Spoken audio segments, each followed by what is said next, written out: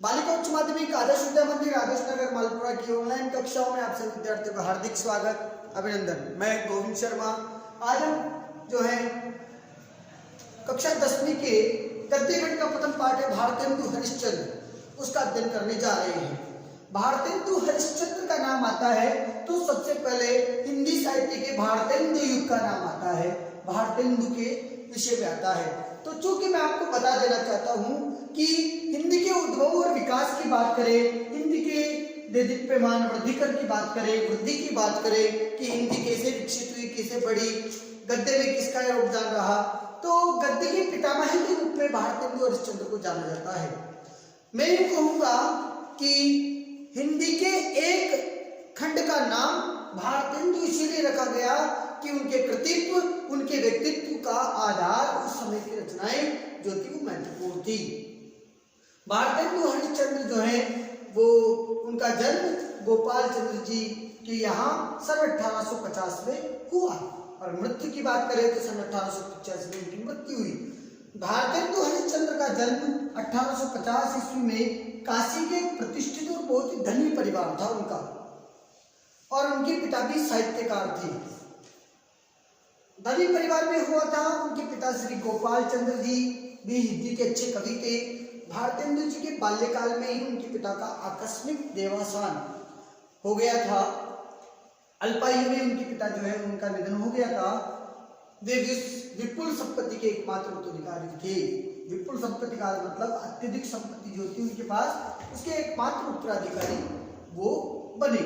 उन्होंने अपनी संपत्ति लोक सेवा और साहित्य सेवा के कार्यों में लगा दी।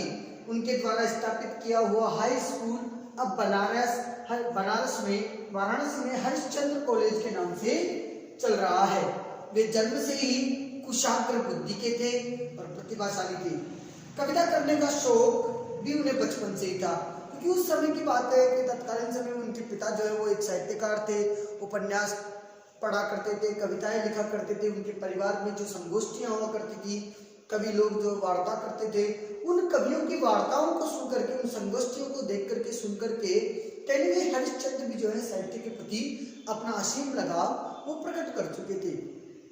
यूं कहूं कि एक बीज जो था उस साहित्य की भूमि में विकसित होने जा रहा था, जो पिता के उन साहित्य की खादों से धीरे धीरे पल्लवित होने लगा और अब जो है वो विशालकाय वृक्ष की तरह बन गया, जिस वृक्ष में अनेक प्रकार के साहित्यजीवी लोग जो है वो विकसित हो रहे थे, पल्लवित हो रहे थे। और कहते कि 16 वर्ष के अल्पायु पर ही आपने ग्रंथ की रचना प्रारंभ कर दी थी। लगभग 35 वर्ष के आपने अल्पायु आपने जीवित रहे हैं। 35 साल की उम्र में ही आपका निधन हो गया, 35 वर्ष की आयु में आपका निधन हो गया। भारतेंदु को वर्तमान हिंदी के गद्य का प्रवर्तक माना जाता है। वर्तमान हिंदी के गद्य प्रवर्तक, मैंने आपको पूर्व में कहा था कि यदि गद्य का किसी को पितामह माना जाए, गद्य के एक सर्वश्रेष्ठ रचनाकार के रूप में किसी ने अपनी छवि बनाई तो वो थे भारतेंदु हरिश्चंद्र, जिन्होंने अपने उपन्यास लिखे और उन उपन्यासों का कहीं ना कहीं प्रभाव लोगों तक बड़ी सहजता से लोगों तक पहुंचा। भाषा और साहित्य दोनों का उनका स्थायी प्रभाव था। भाषा में भी साहित्य में भी दोनों में स्थायी प्रभाव रखते थे। गद्य की भाषा को परिमार्जित कर उसे मधुर और स्वच्छ बनाया। वे सुधारवादी व्यक्ति थे। सुधारवाद का मतलब ये था कि हिंदी के समग्र विकास की बात उन्होंने कही।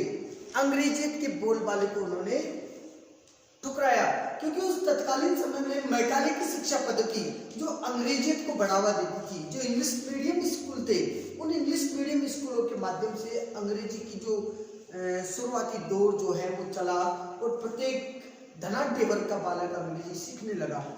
तो उस दरमियान में उन्होंने कहा कि आप बखूबी आप नया सीखिए, कुछ अलग सीखिए, लेकिन वर्तमान के परिप्रेक्ष्य में हमारी हिंदी को भी पकड़ करके रखिए। वो तत्कालीन समय था जब अंग्रेज देश में रहा करते थे। उस समय भी अंग्रेजियत का बोलबाला था। आज अंग्रेज चले गए हैं, लेकिन आज भी अंग्रेजियत का बोलबाला है।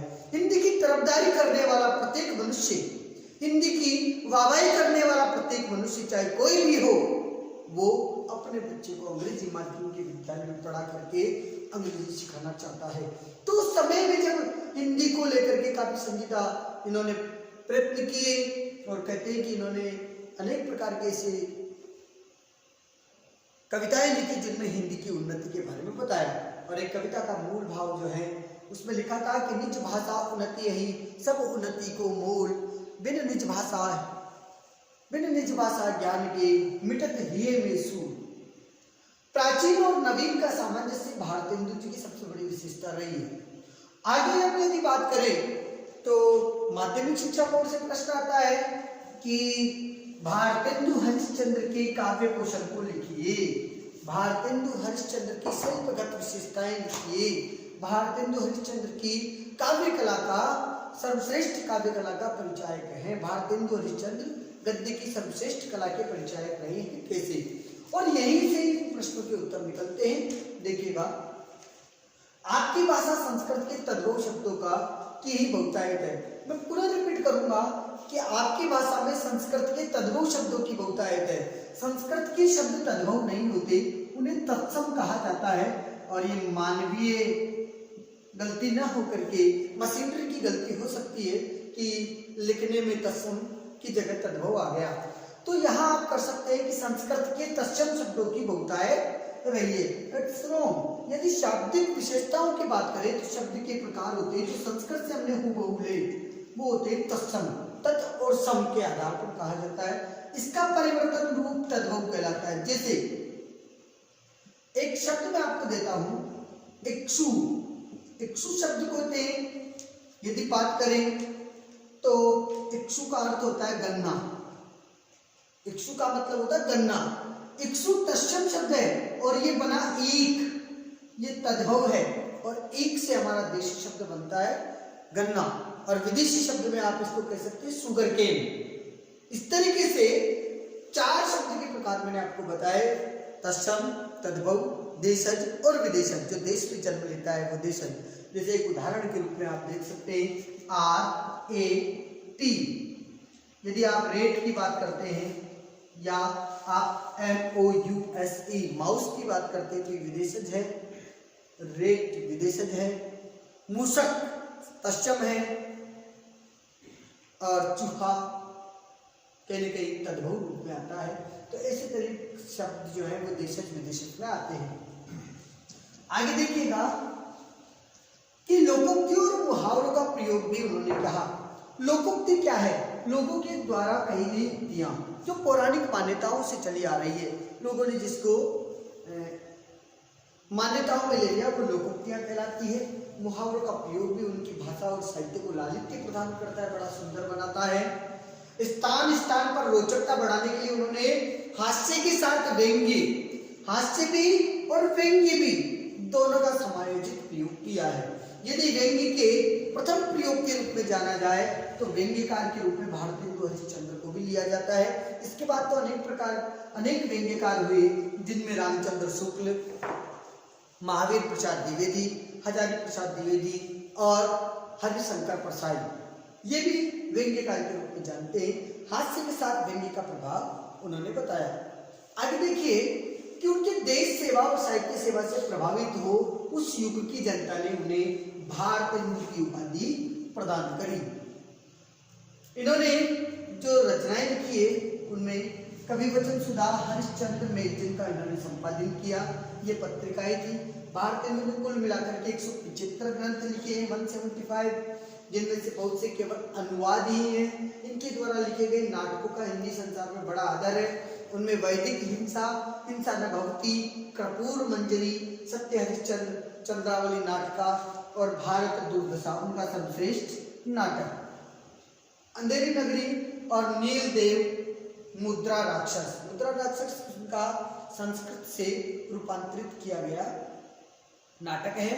आज हम पढ़ने जा रहे हैं भारतेंदु हरिश्चंद्र द्वारा रचित यह निबंध, जिसमें प्रस्तुत निबंध में कवि ने क्या किया है। देखिएगा कि भारतेंदु बहुत ही विनोद प्रवृत्ति के व्यक्ति रहे हैं। हंसी और मजाक जो है उनके जीवन में बहुत ही महत्वपूर्ण रहा है। और कहीं ना कहीं उपयुक्त निबंध भी भारतेंदु जी ने विनोद प्रिय प्रवृत्ति का प्रतिनिधि उदाहरण है। अपनी मजाकिया जो शैली है उसका एक बहुत बड़ा उदाहरण दिया है। इसमें उन्होंने तत्कालीन समाज पर एक व्यंग्यपूर्ण चित्र, अपनी हास्य और व्यंग्यात्मक शैली। तो ध्यान रखिएगा कि निबंध की कौन सी शैली है, हास्य और व्यंग्यात्मक शैली है। जो उपयुक्त निबंध आपको दिया गया है उसकी विशेषता, सबसे बड़ी विशेषता यही है कि उसकी जो क्वालिटी आप यदि देख रहे हैं, उसकी क्वालिटी यदि परखना चाहते हैं तो वो हास्य और व्यंग्य दोनों का समायोजन है। हास्य के साथ व्यंग्य या व्यंग्य के साथ हास्य का आना बड़ा बेजोड़ होता है। अद्भुत कवि या अद्भुत रचनाकार इस शैली का प्रयोग कर पाता है और कहीं ना कहीं गद्य के सम्राट के रूप में जाने गए, या यूं कहो कि उस कालजयी, उस एक कालखंड का प्रतिनिधि करने वाले भारतेंदु जो है वो इसके महारथी हैं। प्रस्तुत किया, संसार में प्रत्येक मनुष्य अपने यश के लिए क्या क्या प्रयत्न करता है। देखिए कि जीवन में व्यक्ति क्या चाहता है कि उसकी एक कीर्ति हो, उसका एक यश हो, और उस यश के लिए वो क्या करता है, अनेक प्रकार के प्रयत्न करता है और प्रयत्न करके वो अपनी यश को बढ़ाना चाहता है और वह अपना नाम अमर करना चाहता है कि उसका नाम जो है सदियों तक जाना जाए। और किस प्रकार वो अमर करना चाहता है, आइए इस पाठ का जो वर्ण विषय है वो एक पाठशाला के माध्यम से इन्होंने बताया कि एक व्यक्ति थे जिनके मन में आया कि हमें क्या करना चाहिए, और सत्य भी है कि व्यक्ति अपना नाम करने के लिए दान करता है, पुण्य करता है, मंदिर बनाता है, अनेक प्रकार के स्कूलें बनाता है, यूँ देखे तो चिकित्सालय बनाता है। तो इस तरीके से वो कहीं ना कहीं कुछ ना कुछ प्याऊ वगैरह, कुआं वगैरह बना करके अपने नाम को अमर करना चाहता है। तो मन में आता है कि ऐसा क्या करे, ऐसा कौन सा क्षेत्र है। समाज, धर्मांधता, समाज और धर्म में अंधापन, स्वार्थपरता और अंग्रेजी का शासन। उन्होंने खुद अपनी कविताओं में लिखा अंग्रेज साज, अंग्रेज राज दुख की साज। उन्होंने कहा है अपनी कविताओं में कि अंग्रेज जो राज है ये दुख की सैया के समान है। अत्याचार पूर्ण नीति से किस प्रकार जर्जरित हो गया था, किस प्रकार टूट गया था, किस प्रकार खंडित हो गया था। शिक्षा की पवित्र शिक्षा से भी लोग क्या सोचते थे तथा शिक्षा के पवित्र क्षेत्र से भी लोग क्या सोचते थे, चाहे पुरातन पंथी के लोग हो या वर्तमान के लोग हो। Education is a business. लोगों ने इसको व्यापार बना दिया। शिक्षा एक व्यापार हो गई है, शिक्षा एक व्यापार पद्धति हो गई है। किस तरीके से उसका व्यापार किया जा रहा है और इससे पवित्र क्षेत्र के बारे में लोग क्या सोचते थे, इन बातों का कहीं ना कहीं व्यंग्यमय चित्र प्रस्तुत किया है। आइए आज हम देखते हैं एक अद्भुत अपूर्व स्वप्न जो लेखक के कलम से निकल करके आपके सामने आया। क्या कहते हैं, आज रात्रि को प्रियंक पर जाते हुए। देखिएगा, प्रियंक शब्द तत्सम शब्द है। पूर्व में मैंने आपको विशेषता बताई थी पाठ की कि हास्य और व्यंग्यात्मक शैली है और कहीं ना कहीं संस्कृत के तत्सम शब्दों का प्रयोग किया है। मैं आज आपको प्रियंक जो है वहां तत्सम शब्द के रूप में बताऊंगा कि ये प्रियंक जो है वो तत्सम शब्द है। कौन सा शब्द है, तत्सम शब्द है। और इसका तद्भव रूप होता है पलंग। इसका तद्भव रूप होता है पलंग। रात्रि को प्रियंक पर जाते ही अचानक आंख लग गई, अर्थात जो ही लेखक पलंग पर सोने गया और उसकी आंख लग जाती है, आंख लगने का नींद आ गई।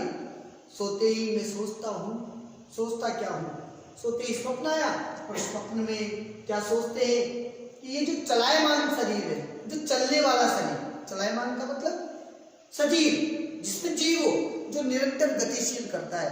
देखिएगा कि कहीं ना कहीं मैं आपको एक ही बात कहूंगा कि जीवन में दो चीजों का होना आवश्यक है, एक तो गति के लिए चरण और प्रगति के लिए आचरण। यदि व्यक्ति को गति करनी है तो उसके लिए चरणों का होना आवश्यक है, और यदि व्यक्ति को अपने जीवन में प्रगति करनी है तो उसके लिए आचरण होना आवश्यक है। ये दोनों ही जीवन के सर्वश्रेष्ठ पहलू है, गति के लिए चरण और प्रगति के लिए आचरण। तो कहीं ना कहीं इस चलायमान शरीर का कुछ ठिकाना नहीं है ये, क्योंकि मन स्थिर नहीं है। मन के लिए दो उक्तियां हिंदी में कही है कि मन जो है वो क्या है, वो एक जगह स्थिर नहीं होता। कभी कहता भी है कि मन के मत्ते मत चालिए, मन चंचल चित्तौर। और लेखक ने इस बात के भी प्रतिकार नहीं किया है कि मन के मत्ते मत चालिए, मन चंचल चित्त, मन के कहे अनुसार नहीं चलना। मन तो चंचल है, प्राण ये तो मन तो जो है वो पखेरु पक्षी के समान है, एक जगह स्थिर नहीं होता है। तो मन चंचल भी है, मन चंचल चित चोर, मन को चित्त को चुराने वाला भी है। लेकिन ये भी कहा है कि मन के हारे हार है, मन के जीते जीत। मन में यदि हार आपने ले ली तो मन में हार निश्चित है, और मन में यदि जीत लेते हैं तो जीत निश्चित होती है। तो कहा कि इस चलायमान शरीर का कोई ठिकाना नहीं, आज यहाँ है कल कहीं और चलेगा, और इस संसार में नाम स्थिर रखने की कोई युक्ति निकल आवे तो अच्छा है। बोला कि ये संसार जो है ये नश्वर है, और इस नश्वर संसार में क्या होगा, एक न एक दिन इस शरीर को जाना पड़ेगा। और सत्य का है, श्रीमद् भागवत गीता कहती है कि वसामि जीर्णानि यथा विहाय नवीनानि गृह्णानि नरो प्राणी। जैसे ये जीवात्मा जो होती है, ये जीवात्मा पुराने शरीर को छोड़ करके नया धारण करती है। जैसे मनुष्य जीवन जो है, मनुष्य जो है पुराने वस्त्रों को त्याग करके नया धारण करता है। और एक कवि की कविताओं में भी, कल्पनाओं में भी ये कहा है कि मृत्यु एक सरिता है जिसमें कातर जीव नहाकर नूतन धारण करता काया रूपी देख बहाकर। तो कहीं ना कहीं इस संसार में जीवन तो नश्वर है, तो क्या करना चाहिए, चलो नाम के लिए करें, कुछ ना कुछ ऐसा काम करे, कुछ ऐसा काम करे कि मेरा नाम हो। तो नाम स्थिर रखने की कोई युक्ति निकाल लावे तो अच्छा है, क्योंकि यहाँ की रीति देख मुझ पर विश्वास होता है कि इस चपल जीवन में, इस चंचल जीवन का क्षण भर भी भरोसा नहीं है, क्षण भर के लिए भी इसका जीवन का भरोसा नहीं। सही है कि पानी केरा बुलबुला आसमान उसकी जात, मनुष्य की जाति जो है वो तो पानी के बुलबुले के समान है। तो मनुष्य का जीवन तो नश्वर है, क्षण भर का भी पता नहीं है, पल भर का भी पता नहीं है। अभी यहाँ हंसी खुशी जो है चल रहा है, थोड़ी देर बाद पता चले कि नहीं रही। तो जीवन ऐसा ही है, खुद ऐसा ही उन्होंने कहा भी है कि श्वास श्वास पर हरि बजो, प्रत्येक क्षण प्रत्येक प्राण तत्व के आधार पर, प्रत्येक श्वास के भाव पर भगवान का स्मरण करना चाहिए। इस जीवन ने जो हमारे को सांस दी है, इसको व्यर्थ में नहीं खोना चाहिए। व्यर्था श्वास मत खोए, मानवीय जीवन है, मानव की नश्वरता को लेकर के इंगित किया कि हे मनुष्य, इस श्वास का कोई पल भर का भरोसा नहीं है, इसलिए प्रत्येक श्वास में तुम्हें भगवान को ही स्मरण करना चाहिए, व्यर्थ में ही श्वास को नष्ट नहीं करना चाहिए। न जाने या श्वास को आवन होए न होए, अभी तो आ रही है, अगले क्षण पता नहीं आए नहीं आए, क्यों है, अभी तो नाम आता है फला जी, रामचंद्र जी आ गए क्या, थोड़ी देर बाद जब रामचंद्र जी परलोक चले गए, वैकुंठ धाम चले गए, तो क्या कहते हैं कि लाश नहीं आई क्या। तो क्षण का पता नहीं है, इसलिए क्षण भर के लिए जीवन को नश्वर, जीवन तो नश्वर है, और इसी नश्वरता को आधार मान करके जो श्लोक लिखा है ना, ये नश्वरता का आधार है। तो ऐसा क्या किया जाए कि नाम का बात है कि आदमी चला जाएगा, नाम रह जाएगा। तो ये दोहा जो है उस चीज को लेकर के बताया है, बाकी का शेष जो है हम कल पढ़ेंगे। धन्यवाद।